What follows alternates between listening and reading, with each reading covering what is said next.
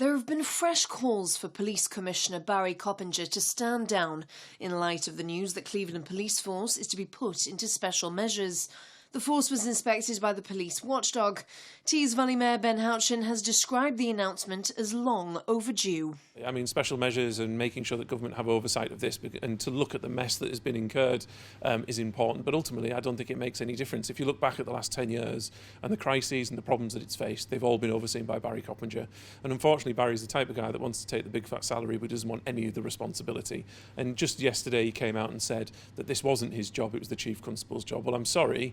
The buck stops with you, Barry, and if you don't want it, please resign and make sure that somebody else comes in who does have the leadership and the ability and the want to deliver an effective police force to the people of the Tees Valley. Cleveland Police has been hit by scandals in recent years, including accusations of hacking journalists' phones and officer misconduct. I mean, because we could talk about pressures on police budgets, pressures on the number of officers, the rising level of crime. Do you think that has a part to play in all of this? Not when it comes to Cleveland Police. I don't believe that a reduction in budget means that you have to be institutionally racist towards your staff. I don't believe that austerity caused the police to hack the phones of journalists who were investigating the force for institutional racism. I don't believe that austerity caused Cleveland Police to sack officers and therefore pay out millions of pounds that should have gone to the front line instead. We approached Barry Coppinger for an interview, but has instead said in a statement that it is for the Chief Constable to now prioritise the actions required and deploy the resources available to maximum effect. Meanwhile, the current Chief Constable, Richard Lewis,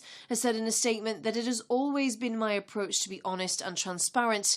I'll continue to be honest about the scale of change necessary and demonstrate to our communities what we're already doing to make improvements. Sophie Halsey in Stockton.